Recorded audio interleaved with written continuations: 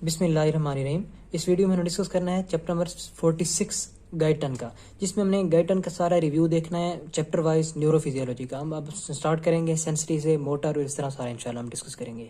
सबसे पहले हम स्टार्ट करते हैं chapter number 46 of the Guyton, जिसमें हमने सबसे पहले देखना है इस चैप्टर के 3 पार्ट्स होंगे बेसिकली। पहला होगा organisation of the nervous system, दूसरा होगा बेसिक फंक्शंस ऑफ साइनेप्स, यानी हम साइनेप्स के बारे में पढ़ेंगे, और देन हम पढ़ेंगे न्यूरोट्रांसमीटर के बारे में, और एंड पे कुछ इनके स्पेशल मैकेनिज्म होंगे वो हम बाद में डिस्कस करेंगे। अब सबसे पहले हम देखते हैं organisation of the nervous system.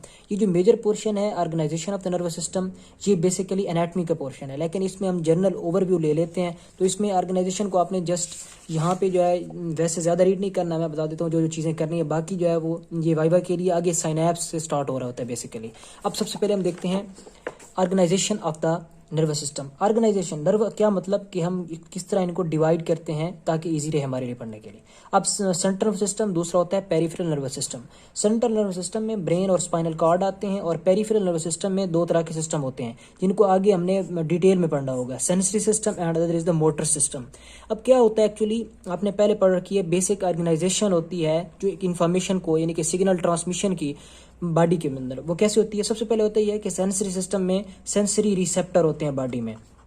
अब ये सेंसरी रिसेप्टर क्या करते हैं, इन्होंने स्टिमुलस को डिटेक्ट करना होता है, और ये रिसेप्टर क्या करते हैं, एक सिग्नल देते हैं जो कैरी केयर करते हैं सेंसरी न्यूरॉन। सेंसरी न्यूरॉन कहाँ तक लेके आते हैं, ये सेंसरी न्यूरॉन इन्फॉर्मेशन को लेके आ रहे होते हैं सेंट्रल नर्वस सिस्टम तक। सेंट्रल नर्वस सिस्टम में कौन से पार्ट होते हैं, ब्रेन एंड स्पाइनल कार्ड।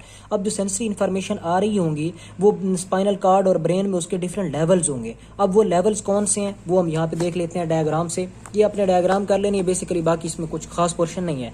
अब क्या होता है, अब होता यह है कि यहाँ पे जॉइंट्स हैं, मसल हैं, इसके अलावा स्किन है। अब यहाँ से डिफरेंट तरह के रिसेप्टर्स पड़े होते हैं, यानी कि पेसियन कार्पसल्स वगैरह, इस तरह के मसल स्पिंडल में जिस तरह गॉल्जी टेंडन था, इस तरह हमारे पास जो होते हैं वो काइनेस्थेटिक रिसेप्टर्स होते हैं जॉइंट्स के अंदर। अब इन्होंने इन्फॉर्मेशन यहाँ से कलेक्ट की। अब ये जो है वो एक रूट होता है जिसको हम कहते हैं somatosensory axis of the nervous system.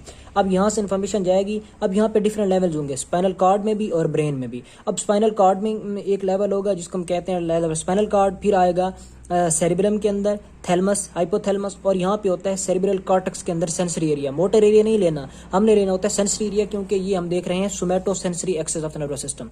अब ये क्या था, ये था सेंसरी एरिया, मतलब हमने देखा कि जो सेंसरी रिसेप्टर हैं उनका क्या रोल है। अब यहाँ पे क्या हो रहा है, सेंसरी रिसेप्टर हैं, इन्होंने इन्फॉर्मेशन ली। अब CNS के अंदर डिफरेंट तरह के लेवल्स थे, हमने अभी देखा। स्पाइनल कॉर्ड का होता है, इस तरह ब्रेन के अंदर लेवल्स हैं।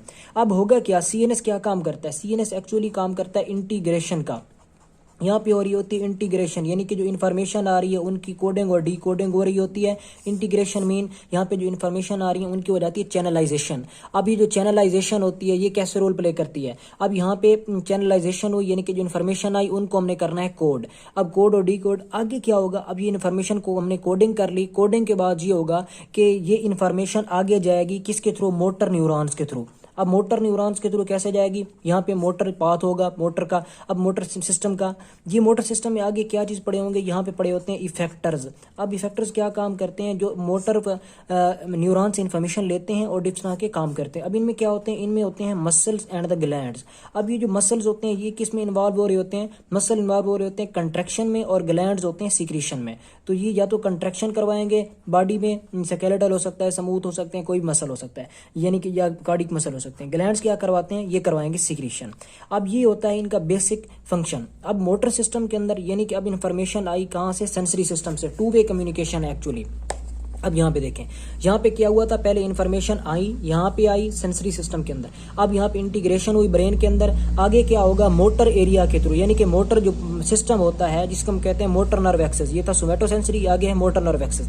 होगा क्या, यहाँ पे अब ब्रेन के अंदर डिफरेंट एरियाज होंगे मोटर सिस्टम के। अब मोटर एरिया होता है, हमने यहाँ पे देखा मोटर कॉर्टेक्स, हमने यहाँ पे नहीं लिया क्योंकि हम यहाँ पे सेंसरी पढ़ रहे थे। अब मोटर एरियाज होते हैं, इसी तरह थैलमस और सब थैलमस का पार्ट होता है, इसी तरह सेरिबेलम होता है, ठीक है। अब ये डिफरेंट एरियाज होते हैं, बेजल गैंग्लिया, सब थैलमिक न्यूक्लियस यहाँ पे पड़े होते हैं। इन्होंने क्या करना होता है, यहाँ पे इन्फॉर्मेशन लेके नर्व रूट के थ्रू, नर्व रूटलेट्स के थ्रू, नर्व्स के थ्रू इन्होंने इन्फॉर्मेशन लेके जाना होता है पॉन्स मेडल्ला के थ्रू होते हुए यहाँ पे आएंगे। अब डिफरेंट टाइप के जो मोटर फाइबर्स हो जाएंगे, अल्फा बीटा गैमा।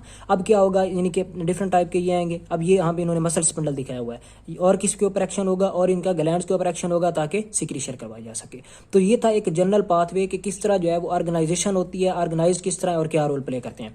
ये साइनेप्स का रोल हम आगे देख लेते हैं। ये मेमोरी होता है, मेमोरी आप इसके ऊपर डिटेल में पढ़ेंगे कि किस तरह जो है वो स्टोर हो रही है इन्फॉर्मेशन, इनको अभी आगे करनी इसी तरह ज़रूरत करनी है इस टाइम करने की। इसमें हमने जनरल ऑर्गेनाइजेशन देखी। अब हम आ जाते हैं कि सेंट्रल जो मेजर लेवल्स हैं सेंट्रल नर्वस सिस्टम के, वो हम देख लेते हैं। अब इसमें कि हम देखते हैं कौन कौन से मेजर लेवल्स होते हैं। अच्छा, हमने पहले अभी देखा था कि मेजर लेवल्स में हमने पहले देखा था कि जिस तरह से इन्फॉर्मेशन जाती है, पहले स्पाइनल कार्ड आती है, फिर ब्रेन आता है। अब उसी तरह के लेवल्स हैं, इनमें कोई रॉकेट साइंस नहीं है। अब सबसे पहले होता यह है कि यहाँ पे स्पाइनल कार्ड का लेवल होता है, ठीक है, यहाँ पे लोअर ब्रेन लेवल है, और फिर आ जाता है हायर ब्रेन लेवल। अब ये क्या होता है असल में, स्पाइनल कार्ड का जो लेवल है, अब स्पाइनल कार्ड हम समझते हैं कि ये जस्ट जो है वो रिफ्लेक्सेस करवाती है और ये कनेक्ट करवा रही होती है ब्रेन की तरफ, यानी कि इन्फॉर्मेशन यहाँ से जो होते हैं वो ब्रेन की तरफ चली जाती है। एक्चुअली सारा इसका फंक्शन ये जस्ट कनेक्ट करना नहीं होता ब्रेन के साथ, ये जो है वाकई मूवमेंट्स में इन्वॉल्व हो रही होती है। और डिफरेंट टाइप के रिफ्लेक्सेस होते हैं। विदड्रॉल रिफ्लेक्स होता है, यानी कि जब पेन वगैरह या किसी स्टोव वगैरह पे, फायर वगैरह पे इस तरह की चीज़ हो, यानी कि कॉन्टेक्ट की पे अगर पाँव आ जाए, इस तरह जो होता है विदड्रॉल आ जाता है। इस तरह एंटी ग्रेविटी मूवमेंट होती हैं। और जीआईटी, इसी तरह जो है वो यूरिनरी एक्सक्रीशन, इनके दौरान जो मूवमेंट्स होती हैं उनको जो है वो कंट्रोल कर रही होती है स्पाइनल कार्ड के लेवल पे, यानी कि इन्फॉर्मेशन यहाँ पे कोडिंग और डी कोडिंग हो जाती है स्पाइनल कार्ड के लेवल पे। आगे होता है लोअर ब्रेन एरिया, जिसको हम कहते हैं सब कॉर्टिकल एरिया। यहाँ पे हमने अभी पहले देखा था कि लोअर ब्रेन के अंदर एक्चुअली होता ये है कि यहाँ पे ये देख लें, ये लोअर ब्रेन एरिया क्या है, ये हमने देखा पहले स्पाइनल कार्ड का लेवल है ये वाला। यहाँ पे किस टाइप की इन्फॉर्मेशन थी, वॉकिंग और इस तरह की मूवमेंट्स आ रही थी, यानी कि रिफ्लेक्सेस आ रहे थे। अब होता है लोअर ब्रेन, ये सारा लोअर ब्रेन का एरिया, जिसमें क्या होता है, पॉन्स होते हैं, मेडल्ला होता है, सेरिबेलम होता है, और सब थैलमस और थैलमस को भी आप गिन सकते हैं इसमें। तो ये कौन सा एरिया होता है, लोअर ब्रेन एरिया और सब कॉर्टिकल एरिया। आगे है कॉर्टिकल एरिया, ये हायर ब्रेन लेवल होते हैं। यहाँ पे कौन सी चीज़ होती है, कॉर्टेक्स आ रहा होता है, सेरिब्रल कॉर्टेक्स आ रहा होता है, ये मेजर है, जिसको हम कॉर्टिकल लेवल भी इसी लेवल पे कहते हैं।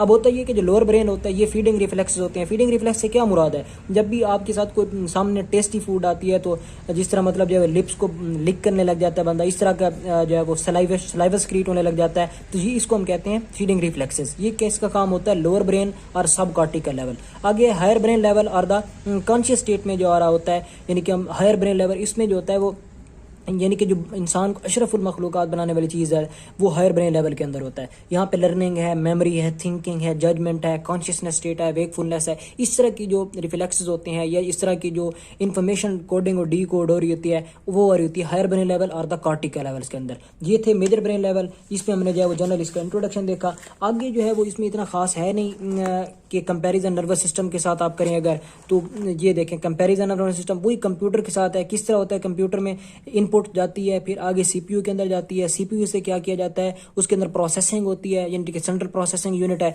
उसके बाद आउटपुट आती है। इसी तरह सेंसरी नर्वस सिस्टम इनपुट के तौर पर काम करता है। आगे जो ब्रेन यानी कि स्पाइनल कार्ड सीएनएस जो होता है वो प्रोसेसिंग करवाता है। आगे जो है वो मोटर यूनिट, मोटर जो न्यूरॉन्स होते हैं वो क्या करा देते हैं, आउटपुट कराते हैं। तो ये था, इसमें हमने जनरल इंट्रोडक्शन देखा। अब जो मेन चीज़ आ रही है वो है साइनैप्स। अब हम पढ़ते हैं साइनैप्स के बारे में।